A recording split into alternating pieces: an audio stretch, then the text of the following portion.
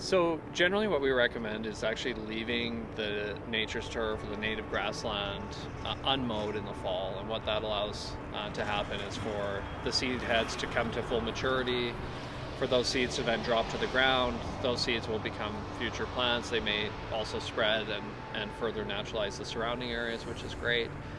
And the other impact of leaving the grasses tall over the winter time is that the plant material will catch a lot of the snow.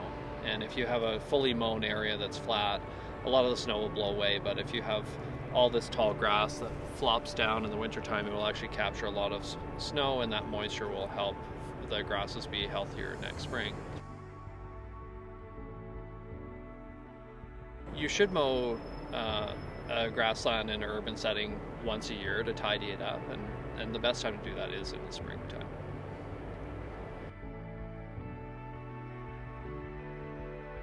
So when it comes to maintenance of a grassland area like this, really it comes down to trying to keep undesirable plant material out of here. So collecting and picking the broadleaf weeds and invasive weeds that are establishing themselves in here.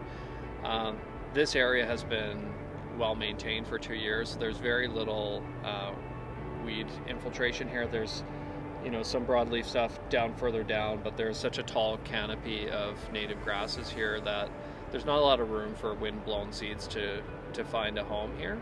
So as the years go on, just having somebody come in here and manage the area and remove any undesirable plants and invasive weeds would be what we'd recommend.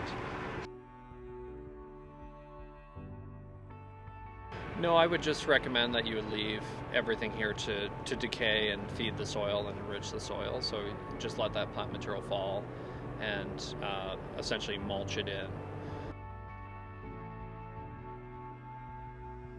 So when it comes to mowing time, if the grasses are really tall like this, you may need to mow it and bag some of the material to get it out of here so that it doesn't ultimately smother the new growth in the springtime.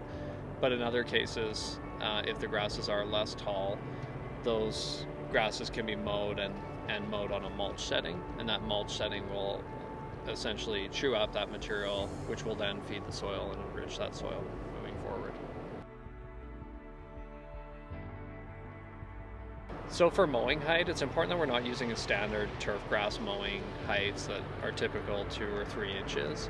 We want to set that mower height to its highest height. 6 inches is ideal. We don't want to cut native grasses down low to the ground. They do not tolerate hard mowing. They might on occasion tolerate it, but over a longer period of time, it will definitely set them back. I'm going to tickle you with this seed head. ET style.